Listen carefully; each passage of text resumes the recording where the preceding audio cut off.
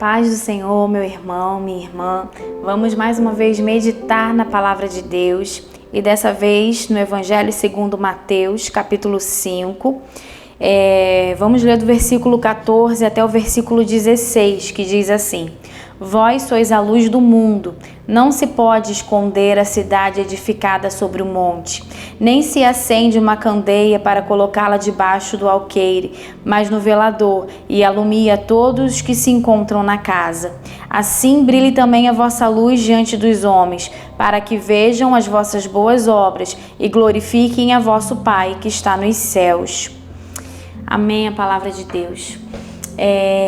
Nesse versículo, nessa passagem que nós acabamos de ler, né, são ensinamentos de Jesus, é Jesus falando para os seus discípulos, e a orientação que Jesus traz para os seus discípulos, e seus discípulos inclui a gente, porque nós somos discípulos de Jesus, amém? Então a orientação que Jesus nos traz é que a gente viva, né, de forma que glorifique ao nosso Pai, que as nossas atitudes, que as nossas obras, que as nossas ações, que a nossa conduta, que a nossa vida, né, diante da sociedade, diante das pessoas, no mundo que a gente vive, sejam atitudes que glorifiquem o nosso Deus, que as pessoas olhem e reconheçam a luz do Senhor brilhando em nós.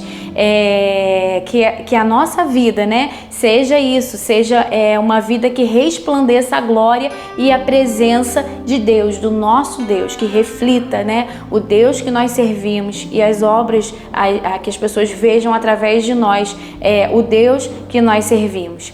E ao longo da Bíblia nós vemos pessoas, homens, mulheres que viveram dessa maneira, né? Que tiveram atitudes, que a vida deles resplandeciam a glória e a presença de Deus. E de forma muito prática, a gente vê isso na vida de Daniel, que é o personagem desse mês, né? Desse mês de fevereiro, é o personagem que a gente está estudando nesse mês. E a gente vê isso na vida de Daniel. A gente vê que ele viveu, mesmo estando em Babilônia, longe da sua terra, longe da sua cultura, ele viveu de forma que resplandecesse a glória de Deus, que glorificasse, que honrasse, que apresentasse Deus, o verdadeiro Deus, para aquela cultura, para aquele povo, para aquela nação. Tudo na vida de Daniel glorificou a Deus e ele se sobressaiu, né? E ele resplandeceu a luz dele, não a luz dele, a luz que havia nele, né? A luz de Deus que havia nele resplandeceu naquela cultura, naquela sociedade, naquela nação. E a gente vê que Daniel, ele não queria se aparecer, né? Não era do interesse dele se autopromover, se aparecer, né? Tá em destaque, ocupar a posição de destaque. Muito pelo contrário, todas as vezes que ele foi introduzido à presença do rei, todas as vezes que ele teve a oportunidade de estar em alguma posição de destaque, ele sempre deixou muito claro que era Deus, que era o Deus que ele servia, né? Que era o Deus que se manifestava, o Deus Todo-Poderoso que se manifestava na vida dele e que através desse Deus ele conseguia, ele tinha, né? Como por exemplo, quando ele foi lá no capítulo 2, quando ele foi interpretar os sonhos de Nabucodonosor, que não era apenas interpretar, né? Nabucodonosor queria que os astrólogos, que os magos, que os adivinhadores falassem o sonho que ele teve e trouxessem a interpretação.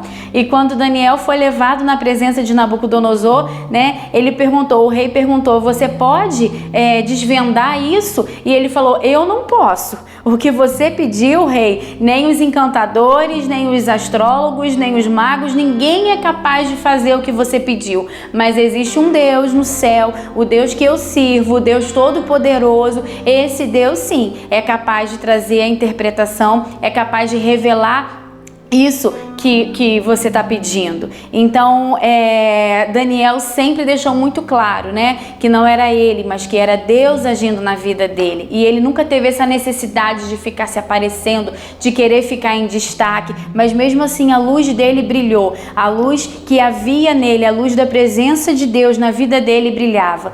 E a gente vê a sociedade que a gente está vivendo, a forma que a gente está vivendo, com as mídias sociais, sociais, né, com a internet, com tudo que a gente tem vivido, a gente tem visto uma necessidade, parece que cada vez maior, que as pessoas têm de se autopromoverem, de estarem em destaque, de serem vistas, de serem curtidas, de serem lembradas, né? E isso parece que tem se tornado uma necessidade nos dias de hoje, né? As pessoas postam tudo o que fazem o tempo todo, às vezes postam o que estão comendo, né? Aonde estão indo, com quem estão indo, o que estão fazendo, e as pessoas têm necessidade de se expor, né? De serem vistas, de serem lembradas, de serem curtidas, e isso traz vários riscos pra gente, né? Não só a nossa vida pessoal, mas na nossa sociedade de uma forma geral.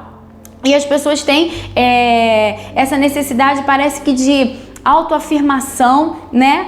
Porque se eu não tiver tantas curtidas, ou se fulano curti cicrano, mas não me curti, então a pessoa precisa o tempo todo de engajamento, de seguidores, de curtidas, e isso traz perigos de comparação, né? Às vezes as pessoas começam a pensar assim: mas fulano tem a vida muito mais legal, mas o marido da fulana, mas ela usa umas roupas assim, mas ela viaja nos lugares melhores. E aí você começa a se comparar, e aí você começa numa necessidade de agradar as pessoas, de ser vista, de ser lembrada, de causar uma boa impressão, de viver de aparências. E isso, se a gente entrar nesse ritmo, né, a gente corre um risco muito grande de fugir do nosso propósito. Às vezes a necessidade de agradar o outro, a necessidade de ser visto, de ser lembrada, se torna tão grande que a gente esquece do nosso propósito, que a gente esquece daquilo que nós fomos chamados para fazer, para ser, para viver. E a gente vê que Daniel não foi assim. Daniel não fugiu do propósito dele, ele não tinha essa necessidade de agradar, de ser visto, de ser lembrado, mas mesmo assim a luz dele brilhou. E sabe por que a luz dele brilhou? E sabe por que ele se sobressaiu? Por causa disso que a gente leu em Mateus. Olha o que Jesus fala: não se pode esconder uma cidade edificada sobre o monte. Então, por mais que se tente esconder uma cidade que está edificada sobre um monte, não se pode esconder. E a luz do justo, né, é assim também, não se pode esconder, né? Não se acende uma candeia e se esconde debaixo de um alqueire, né? Mas coloca-se em um lugar de destaque para ser visto. A luz que brilha é vista, é reconhecida. Então, por mais que Daniel não quisesse, né, não tivesse a necessidade de ficar sendo visto, lembrado, a luz dele brilhou. Porque quando a gente tem uma intimidade com Deus, quando a gente serve ao nosso Deus, quando a gente anda em retidão, assim como Daniel andou, não tem como andar sem ser visto, sem ser notado. Não tem como a conduta de Daniel não ter sido vista, não ter sido reconhecida, não ter sido notada naquele reino, naquele local onde imperava as trevas, onde as trevas dominavam, né? Quando chegou um filho de Deus, alguém que tem intimidade com Deus, fiel ao Senhor, a luz dele sobressaiu, a luz dele brilhou, porque ele carregava a luz de Deus, né? A luz de Cristo. E que a gente tenha essa preocupação de cumprir o nosso propósito, de andar em intimidade com Deus, que a nossa luz brilhe, mas não para uma autopromoção nossa, né? Que a gente cumpra esse ensinamento de Jesus, que a gente cumpra isso que Jesus disse aqui, né, em Mateus, que a sua luz brilhe. Então que a nossa luz brilhe, mas não para nos glorificar, mas não para a gente se aparecer, mas que a nossa luz brilhe de forma que as pessoas vejam Deus agindo em nós, que vejam Deus através de nós, que a gente seja reconhecido como pessoas servos do Senhor, pessoas diferentes que carregam a mensagem do Evangelho. Então que a gente tenha essa intimidade com Deus, assim como Daniel teve, e ele não passou despercebido, né? Que a gente se empenhe em buscar mais e mais do Senhor, e aí é algo automático, né? Aí a luz resplandece diante das trevas, aí a luz de Deus, né, aparece e resplandece, e as pessoas veem, né, e reconhecem Deus através de nós, assim como foi na vida de Daniel. os reis, né, Nabucodonosor, depois os outros reis que vieram após ele, todo mundo que tinha contato com Daniel, todo mundo que conversava, todo mundo que via ele, reconhecia que Deus estava nele, que nele havia um espírito excelente, que o Deus dele era o Todo-Poderoso, né? Quando ele foi tirado da cova dos leões, o rei reconheceu que o Deus que ele servia era o Deus Todo-Poderoso, e que assim, da mesma forma, as pessoas vejam Deus em nós e reconheçam que existe um Deus no céu todo-poderoso, né, capaz de fazer milagres, de operar maravilhas, e que a luz do Senhor brilhe, resplandeça através da minha vida e através da sua vida, em nome de Jesus.